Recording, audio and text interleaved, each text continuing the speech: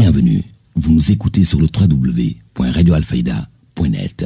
Alfayda, c'est la référence. En direct du studio Ali Moumara Alilo, mesdames et messieurs, merci de la confiance renouvelée à la radio Alfayda pour vous informer. Vous avez fait le bon choix. Si vous nous rejoignez dans l'actualité de ce jeudi 18 juillet 2024, nous sommes ensemble pour une demi-heure d'information sur Alfayda FM. C'est l'heure du journal. Voici le sommaire.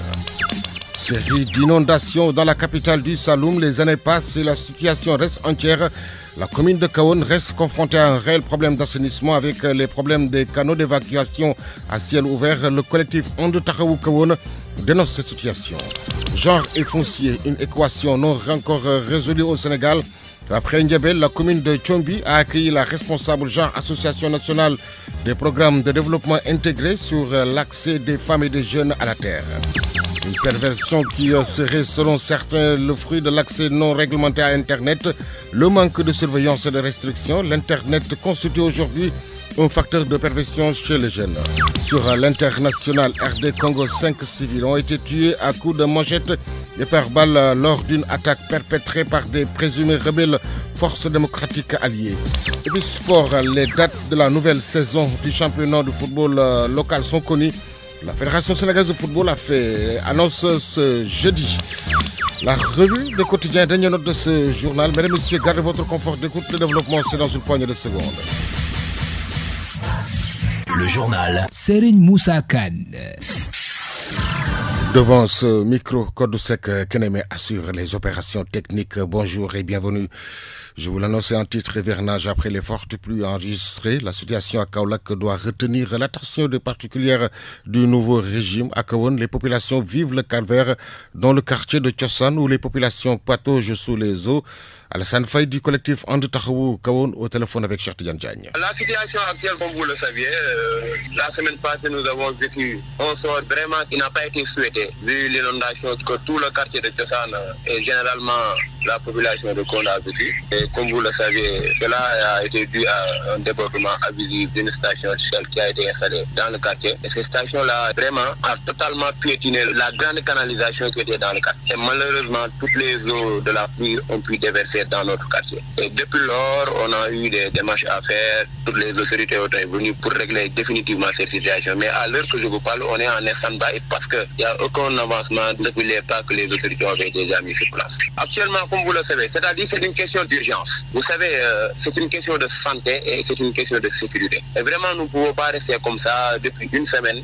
Il y a des démarches qui ont été déjà faites. Là, on n'en disconvient pas parce que le ministre de l'Assainissement, le ministre de la Famille, le ministre de l'Alimentation, le préfet, le commandant de la brigade, toutes les autorités compétentes ont été venues sur le lieu. Mais vous savez, ce n'est pas une question de théorie, c'est une question de pratique, c'est une question de situation immédiate. Vraiment, nous voulons une solution immédiate. Dans la mesure où on avait déjà commencé les premiers pas, le gérant de la station ou bien même le propriétaire était venu sur le lieu en faisant des premiers pas, fait passer l'eau d'une manière un peu lente quand même. Mais depuis lors, il n'y a aucun avancement. Et c'est ça que nous déplorons. Pourquoi les autorités étaient sur le lieu? Ils ont vu la situation que le quartier vive, ils ont mis les premiers pas, après il y a un arrêt, je ne sais pas, je vais l'appeler un arrêt. Pourquoi? Parce que depuis lors, il n'y a pas un avancement. Alassane Faye, membre du collectif And Taxawu Kahone, les populations de Tchossan à Kahone menacent de passer à la vitesse supérieure si la situation n'évolue pas. Selon toujours Alassane Faye, les autorités ont été alertées sur la situation. Réécoutons-nous toujours au téléphone de Cheikh Tidiane Diagne. Lors de l'inondation, il y avait vraiment une situation désastreuse au niveau de l'électricité. Pourquoi? Parce que l'eau s'est entrée au niveau du compteur et on avait appelé la Sénélec. Ils nous ont promis d'éteindre le. Pourquoi? Parce que c'est pas sûr que les prises étouffent les dangers. Et raison pour laquelle ils nous ont interdit d'allumer les prises, ainsi de suite. Et depuis lors, durant toute cette semaine-là, on est resté sans électricité. Maintenant, on ne peut pas vivre comme ça sous l'ombre ou sans électricité. Et il y a des pas qui ont été faits. On a pu chercher une solution venant d'autre part. Il y a une partie de la maison qui a de l'électricité et l'autre partie de la maison qui n'a pas d'électricité. Et cela a duré pendant une semaine. C'est le dimanche passé jusqu'à nos jours. On avait averti tout le monde, en commençant par Madame le maire. Parce que lorsqu'on avait vu le gars avait fait un petit débordement par rapport à la première station, on s'est levé, nous, population, on était allé à la mairie, on les a avertis tous en les disant qu'actuellement nous sommes en train de voir quelque chose qui peut créer un énorme dégât. Parce que la limite de la première station est en train de dépasser. passé. Toutes les autorités sont venues sur le lieu, en commençant par Madame le maire, en commençant par le préfet, en commençant même par le commandant de la brigade. Toutes ces autorités étaient venues sur le lieu pour regarder les dégâts. Ils nous ont promis que ne vous en faites pas, la canalisation qui est en train de piétiner avant l'ouverture de cette station, ne vous en faites pas, il va tout réparer. Et nous, comme nous ne voulons pas passer autrement, parce qu'il y a des autorités compétentes dans la police, nous sommes restés zen en attendant, est-ce que la promesse qui a été dite va être tenue. Mais, à notre grande surprise, le premier jour où la pluie s'est tombée, on a vu une inondation extraordinaire, débordante. Et c'est ça qui nous a surpris. Pourquoi ces autorités nous avons promis que le propriétaire de la station n'ose pas ouvrir ses portes avant une bonne réparation de cette canalisation? Et malheureusement, c'est le contraire qu'on a vu. Et donc, on n'avait pas laissé les bras croisés, on était allés les voir tous, mais malheureusement, c'est le contraire qu'on a vu. C'est pas une question d'attente, c'est une question d'urgence. Maintenant, nous, populations, nous, sinistrés, nous qui subissons le sol, si la situation ne change pas d'ici quelques jours, nous allons passer à la vitesse supérieure. Parce que vraiment, on ne peut pas rester comme ça, laisser nos papas et nos mamans sous l'eau, le quartier, il devient impasse. Vraiment, on ne peut pas rester les bras croisés. Nous allons passer à la vitesse supérieure dans la mesure où on va les réavertir encore. S'ils ne réagissent pas, nous allons prendre nos mesures. Alassane Faye, membre du collectif And Taxawu Kahone, qui réagissait au téléphone de Cheikh Tidiane Diagne. Ouakhengouna va bientôt disposer de paratonnerres pour lutter contre la foudre. L'annonce du sous-préfet Samba Silibé. Comment sensibiliser les populations et leur donner quelques orientations?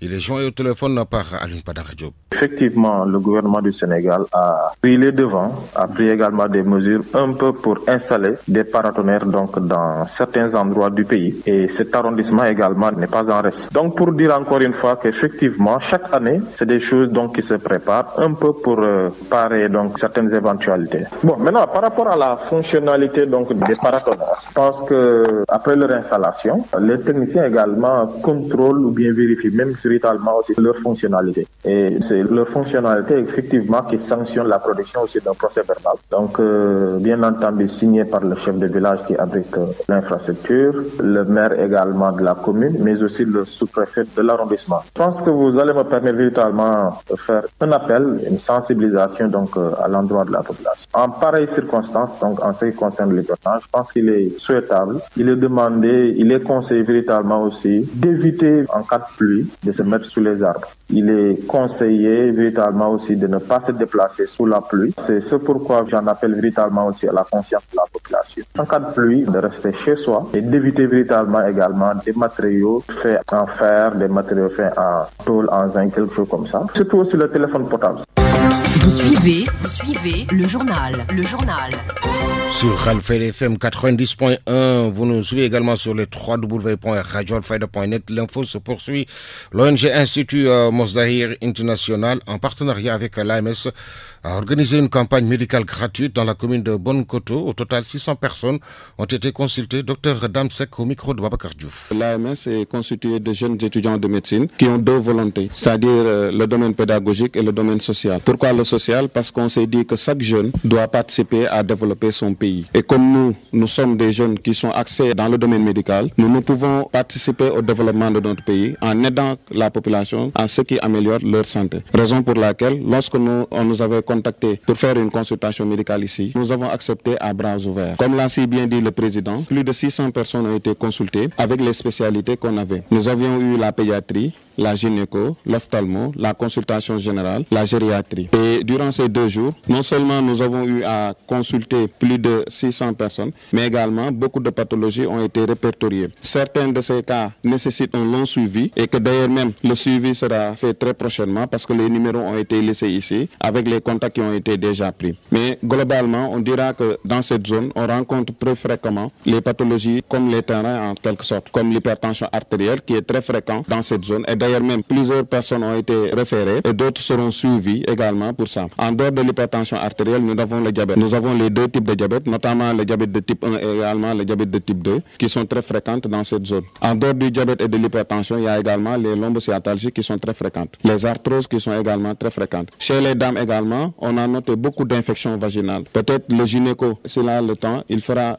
un peu de briefing par rapport à cela. Dans le domaine de l'ophtalmologie, plusieurs cas de cataracte ont été répertoriés, des cas d'uvéite ont été également répertoriés. Certains cas de L7, la lombochromatose qui était également fréquent. Et globalement, ce sont ces patients qui ont été pris en charge lors de ces 2 jours de consultation. Docteur Dame Seck de l'ONG Institut Modazir International qui était en partenariat avec l'AMS dans une campagne médicale gratuite dans la commune de Bonne-Coteau. Bébé Achoura ou le bébé de l'an musulman pour cette 9e édition. Le premier bébé est né à l'hôpital Fatick et a été honoré par le comité de célébration dirigé par le juge Sabassi Faye.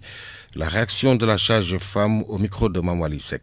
C'est fait la 2e fois qu'on a le bébé Achoura. En 2021, c'était Fatick qui avait gagné le bébé Achoura. Et en ce moment-là, c'était une fille qui était née. Et machallah, on avait amené beaucoup de cadeaux aussi. Mais là, on voit que les cadeaux, il y a eu beaucoup de monde. Ça s'est agrandi. C'est pour cela que même nous, on était surpris. La dernière fois, on était de l'autre côté. Cette année, on est venu ici. Donc moi, je vais commencer par d'abord remercier le président d'abord. Parce que c'est lui, à chaque fois, qui nous envoie la note. Donc le président Faye. Après le président Faye, je vais remercier tout ce que vous avez cité. Serigne Mom, Serigne Cheikh, vraiment, amuñu sa fay. Donc on commencera par vous remercier. On vous remercie infiniment de tout ce que vous êtes en train de faire. Parce que chaque fois, on voit que c'est le bébé de l'année. Le bébé, le premier jour de l'année. Le bébé du 31 décembre au 1er janvier. Mais vous avez décidé de faire le bébé Achoura. Depuis 9 ans, cet événement-là existe. Donc franchement, moi, ce que je peux dire, je ne pourrais que vous remercier. Remercier le cheikh avec toute sa délégation. 9e édition du bébé de l'année ou bébé Achoura. Le chef de service d'hygiène de Ouarghouna compte dérouler un plan d'action hivernal pour améliorer le cadre de vie des populations. Je le disais tantôt parce qu'à un certain moment, j'avais dit que vraiment cette année, je ne pouvais pas faire ce plan parce que chaque année, quand tu écris, il n'y a pas d'aboutissement là. Tu ne sens pas pour faire quelque chose pour que les gens vont en voir le moins par rapport à ça. Parce que j'ai fait des demandes depuis l'année passée. J'ai écrit toutes les maires par rapport à ce plan d'action pour qu'on puisse traiter les communes par rapport à ce plan. Ils n'ont pas réagi. Raison pour laquelle cette année, je n'ai pas encore écrit. Du fait qu'ils n'ont pas réagi l'année passée. Ce plan hivernal nous cause à diminuer vraiment les moustiques. Au moment où nous sommes avec la saison des pluies, il y a beaucoup de moustiques. Là, tu n'arrives même pas à s'asseoir dehors parce qu'il y a les moustiques qui vont te piquer. Et à l'intérieur des maisons, les arbres sont là. Il y a beaucoup d'arbres. Les arbres, on n'a pas coupé les arbres. Il y a certains qui cultivent au rebord de leur maison. Au lieu de prendre 15 à 40 mètres pour cultiver, mais eux, ils cultivent jusqu'au portail de leur maison. Donc, ce qui fait que les moustiques ne vont pas quitter. Ils vont rester et piquer les arbres. Et je sais que le moment où nous parlons, quand tu te rapproches au niveau de l'hôpital, tu vas voir les gens qui vont venir. Ils vont te dire que c'est le palu, c'est le palu. Oui, c'est du manque de courage, je vous le dis, c'est du manque de courage parce que la population est là pour nous. Vu que moi j'ai constaté cette année, il y en a beaucoup.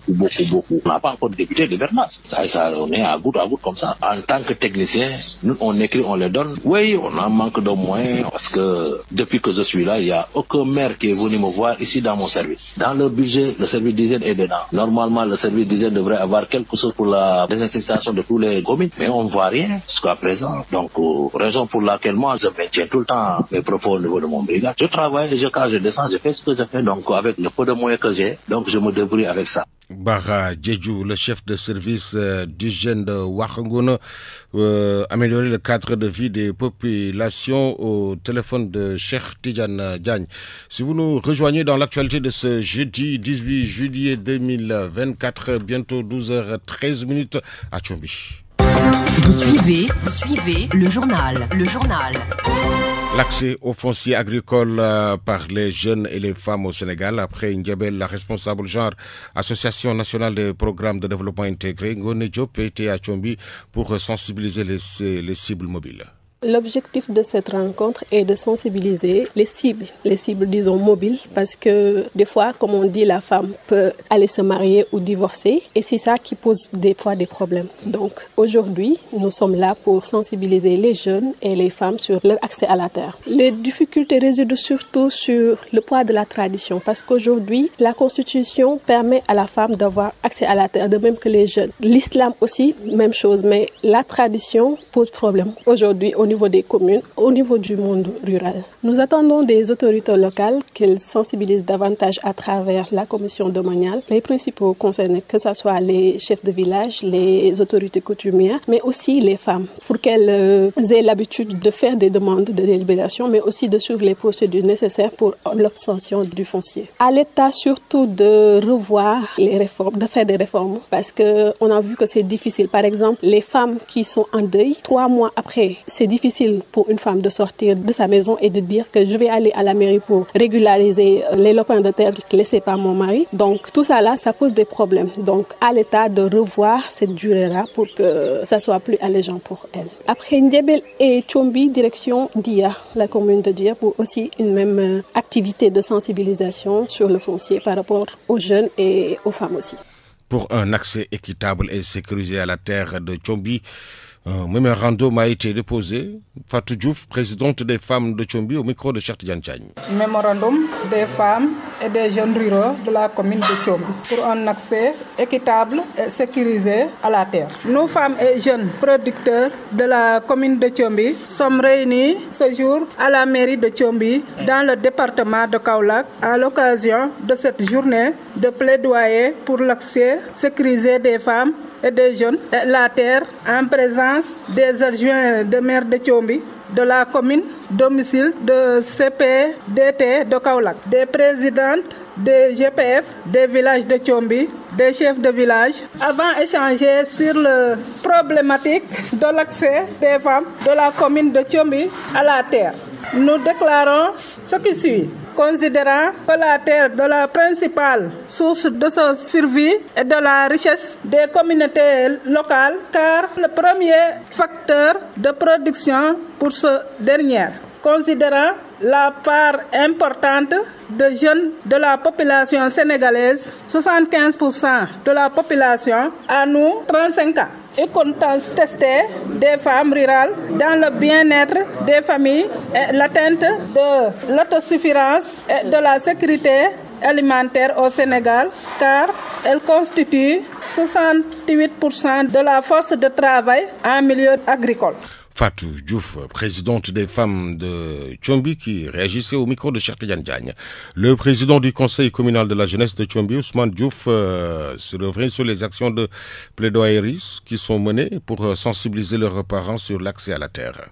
Par rapport à cette activité, on a vu que c'est très intéressant, vu qu'on n'avait pas vraiment la bonne information au niveau du foncier. Mais vu cet atelier de sensibilisation des jeunes et des femmes sur le foncier, on a vraiment les bonnes informations pour pouvoir démultiplier l'information pour que les jeunes puissent savoir comment faire pour accéder à la terre. C'est que parfois, ici on applique toujours la tradition, vu que les parents comptent sur leur terre pour pouvoir nourrir les familles. C'est pourquoi les jeunes ont des problèmes pour avoir des périmètres pour pouvoir exploiter leurs activités.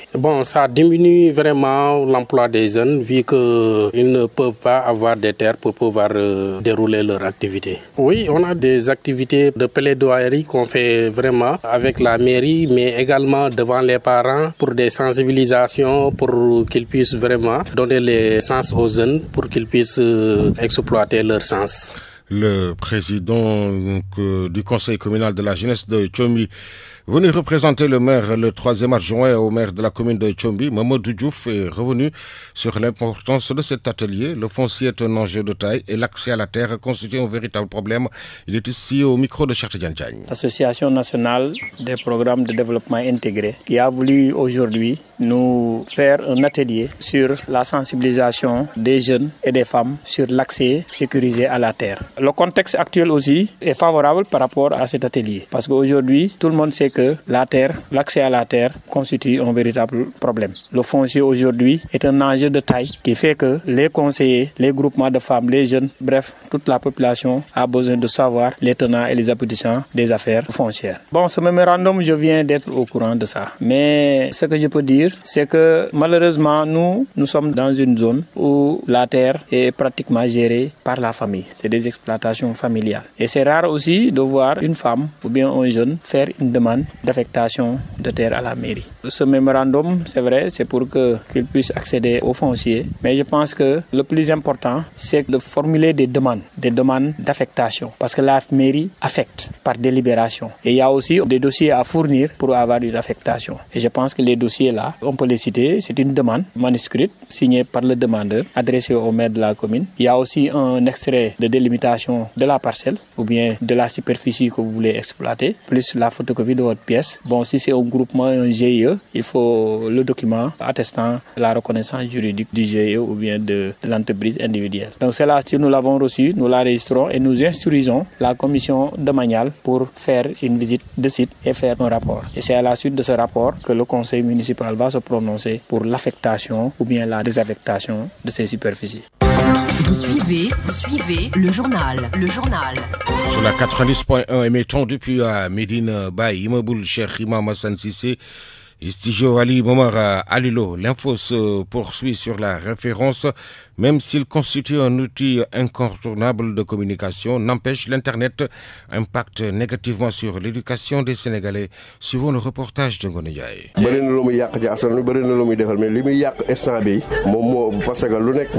L'Internet occupe de plus en plus de place dans la culture d'aujourd'hui, surtout dans celle des enfants et des jeunes, pour qui les devoirs, les jeux en ligne et les réseaux sociaux comptent parmi les activités les plus populaires. Même s'il est devenu un outil de communication incontournable, néanmoins elle constitue un facteur de perversion.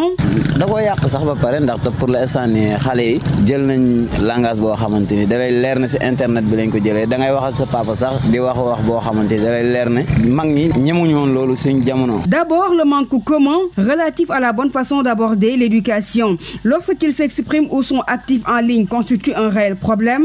De plus, les différences culturelles et géographiques présentes dans les lois sociales reflètent le fait qu'il n'existe aucun point de vue universellement accepté de ce qui définit un enfant ou de ce qui est approprié pour l'enfant. Ainsi, il est difficile de définir les contenus et comportements inappropriés. C'est ce qui fait que l'Internet est devenu aujourd'hui une menace et un blocage pour l'éducation des enfants, d'où l'utilisation de l'Internet inquiète beaucoup les parents et les éducateurs. Investissons la rue du matin au soir au nom des grandes vacances. Les enfants laissés en eux-mêmes jouent à des jeux dangereux, occupent les plages et autres endroits malgré leur jeune âge à l'issue de leurs parents. Une situation qui n'est sans risque et qui interpelle la communauté, surtout le quartier, qui est la base au-delà de la famille. Un reportage de Ndefatou Cissé. On ne dit pas vacances, les enfants doivent être dans le quartier, faire vraiment des jeux dangereux. Il y a des risques vraiment qui sont là. Face à un monde en perpétuel changement, les jeunes enfants de plus en plus exposés. Durant cette période de vacances, les tout petits qui ne vont plus à l'école sont pour la plupart laissés à eux-mêmes, passant le plus clair du temps de la journée dans la rue. Quand je prends l'exemple du quartier, chaque année il y a une Bayenogor qui organise des cours de vacances en arabe. Il y en a parfois des activités qui se font. Enseignant et encadreur, Alimbaï est un habitant du quartier des HLM Sahara. C'est pas aussi facile de garder les enfants à la maison pendant les vacances. Il y en a qui organisent des colonies parce que quand l'enfant ne va pas à l'école, tous les enfants se regroupent dans le quartier, ils sont en train de jouer et parfois les jeux sont dangereux. Trouvé assis devant son domicile entouré de jeunes enfants dont son fils d'environ 8 ans, il dit saluer à sa juste valeur cette interview car l'idée de mieux organiser les jeunes durant les grandes vacances lui taraudait l'esprit. Vraiment, vous me faites plaisir de m'avoir offert l'opportunité de parler de la manière dont les parents occupent les enfants pendant les vacances. Comme vous l'avez si bien dit, le constat est là, il est amer. Moi, personnellement, j'en ai parlé avec des Baguenougor, j'en ai parlé avec des représentants du CCQ pour voir comment faire pour occuper les enfants. Le problème majeur, c'est de vouloir, l'après-midi, j'essaie de les occuper en organisant parfois des matchs de football, en les supervisant. Pendant le dernier mois des vacances, il va falloir que l'enfant aille à l'école, faire des cours de vacances. Je dis même pas le matin, mais la nuit, je vois des enfants qui sont là juste après minuit. Ça, c'est la faute des parents. Il va falloir que les parents soient beaucoup plus responsables et trouver vraiment les moyens de retenir les enfants à la maison ou bien de les occuper pendant les vacances. De toute façon, il va falloir que les parents s'organisent. C'est pas bon de laisser les enfants comme ça, entre guillemets, comme des moutons. Comment trouver, même si c'est avec les collectivités territoriales, des mécanismes et autres stratégies stratégie pour bien occuper les jeunes durant la période des grandes vacances avec des activités de haute portée pour renforcer les acquis de l'école en termes de civisme, les bons comportements et attitudes en société pour un citoyen modèle. Une question qui mérite bien d'être posée. Un enfant qui est bien éduqué, qui est bien encadré, pourra s'épanouir pendant les vacances. Actualité internationale. Sur l'international RD Congo, 5 civils ont été tués à coups de machette et par balle lors d'une attaque perpétrée par des présumés rebelles forces démocratiques alliées. C'est une série de brèves réalisées par nos partenaires de la Voix de l'Amérique. En République démocratique du Congo, au moins 5 civils ont été tués hier dans une nouvelle attaque attribuée aux ADF, une rébellion affiliée au groupe État islamique. Actualité internationale. Hier soir, au 3e jour de la convention du Parti républicain à Milwaukee, dans le Wisconsin, le sénateur J.D. Vance de l'Ohio a accepté officiellement l'investiture du parti pour devenir le vice-président des États-Unis en cas de victoire du parti en novembre prochain. Dans son discours prononcé en prime time, le jeune politicien est revenu sur ses origines et son parcours difficile. Il a aussi décliné les grandes lignes de sa vision des États-Unis. Pendant ce temps, dans le camp démocrate, les appels pour inciter le président Joe Biden à retirer sa candidature à la présidentielle se multiplient. Hier, l'influent représentant de la Californie, Adam Schiff, candidat au Sénat, en a fait publiquement la demande dans un communiqué. Actualité internationale. Assailli de questions sur son acuité mentale, Joe Biden, 81 ans, a affirmé qu'il réévaluerait sa candidature si on lui diagnostiquait un problème médical. Interrogé mardi par le média BET sur ce qui pourrait le faire réfléchir à jeter l'éponge, le président candidat a répondu « Si j'avais un problème médical qui apparaissait, si quelqu'un des médecins venait me voir et me disait « Vous avez tel problème ». C'est la première fois que M. Biden entrouvre la porte à l'idée d'abandonner sa campagne. Par ailleurs, hier soir, le président Biden a dit se sentir bien après avoir été testé positif au Covid-19 lors de son déplacement de campagne dans le Nevada. Actualité internationale. En Afrique du Sud, l'ANC, parti au pouvoir, a démarré mercredi ses audiences disciplinaires contre l'ex-président Jacob Zuma. Il est accusé d'avoir violé les statuts du parti en faisant campagne pour un parti rival. Actualité internationale. La police kenyane a annoncé qu'aucune manifestation ne serait autorisée dans le centre de la capitale Nairobi à la suite de manifestations anti-gouvernementales meurtrières. Aucune manifestation ne sera autorisée dans le quartier central des affaires de Nairobi et ses environs jusqu'à nouvel ordre afin de garantir la sécurité, a déclaré Douglas Kanja, chef par intérim de la police nationale dans un communiqué publié mercredi. Le communiqué précise que la décision a été prise après que la police a reçu des informations crédibles selon lesquelles des groupes criminels organisés prévoient de tirer profit des manifestations en cours. Actualité internationale. Une importante délégation turque était en visite mercredi au Niger pour renforcer la coopération militaire avec le régime, arrivé au pouvoir par un putsch il y a près d'un an. Cette délégation était menée par Hakan Fidan, ministre des Affaires étrangères, accompagné des ministres de la Défense, de l'Énergie et du chef des renseignements. Ils ont été reçus par le président de la transition, le général Abdourahmane Tiani. Nous avons discuté avec le Niger de ce qui peut être fait pour améliorer l'industrie de la défense et le renseignement dans le cadre de la lutte contre le terrorisme, principale source d'instabilité au Sahel, a déclaré M. Fidan à la presse à Niamey. Et sport.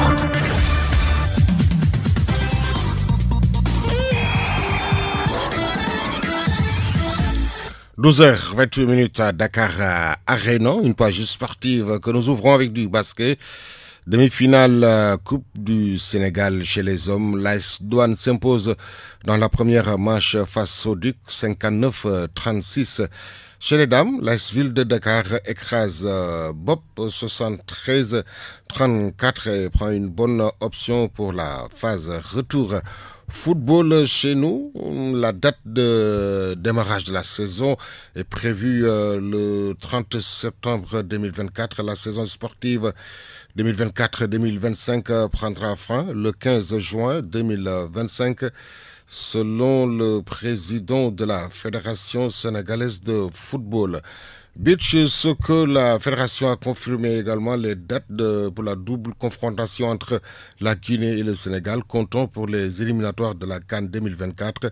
Ce sera le dimanche 21 juillet pour la phase aller et le 28 juillet pour la phase retour. 12h, bientôt 29 minutes, tout de suite la revue de quotidien. La revue de presse. L'Obs, Pop, Las, Le Soleil, Sud Quotidien, Walf, Le Matin. La presse du jour lue et parcourue par Ngoné Ndiaye en 3 minutes 16 secondes. Bonjour et bienvenue. Après la sortie de quelques membres de l'APR sur les 100 jours du président Bassirou Diomaye Faye, voilà Mimi Touré qui entre dans la danse et accuse l'ex-président d'ingérence. Mimi Touré dégoupille sur l'APR, écrit 24 heures Yélikay. Aminata Touré éteint le feu de l'opposition, souligne le regard. Mimi Touré, tout feu, tout flamme, s'exclame Yor Yélikay. Toujours sur le bilan des tenants du pouvoir, Mimi dit, je cite, vous êtes sur la bonne voie. Aminata Touré défend Diomaye et accuse Macky Sall et compagnie. À en croire à ses propos, les membres de l'ancien régime veulent éclipser cette lueur d'espoir. Ils veulent faire oublier à l'opinion leur scandale, de même que l'abrogation de la loi portant amnistie des faits entre 2021 et 2024. Des propos rapportés par l'évidence qui barre à sa une. Mimi bénit le projet et alerte.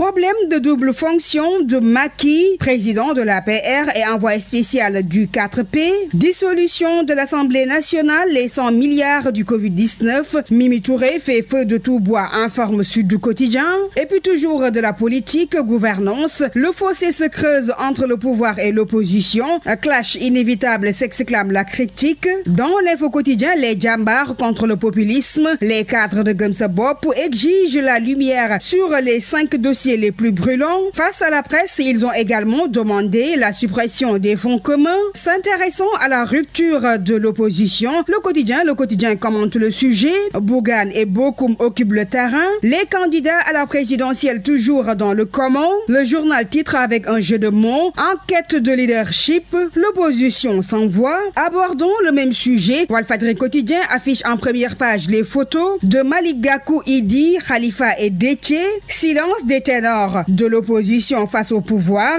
Les raisons d'un mutisme renchérit la même publication. Et puis modification du règlement intérieur. L'As Quotidien fait savoir que l'Assemblée nationale met en place un groupe de travail de 11 députés. Éducation, parlons-en dans cette revue des titres avec la signature de 2890 décisions de nomination et de 7370 arrêtés d'admission au CAP et au CAP.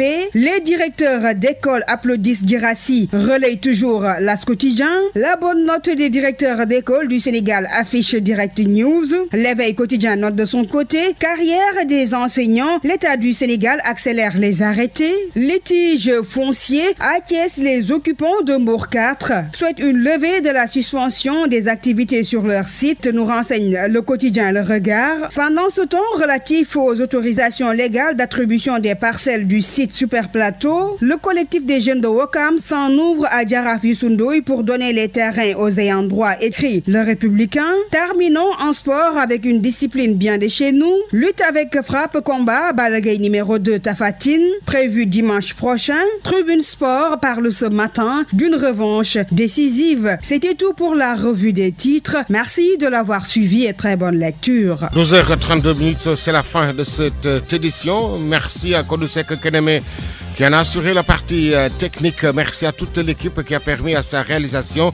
La rédaction en chef a été assurée par Elhaji Ibrahima Gaye et était devant ce micro Serigne Moussa Khan. L'info revient dans moins de 28 minutes. Ce sera en Wolof avec Mariam Abba. Tout de suite, le rappel de ce qui a fait l'essentiel de ce 12h.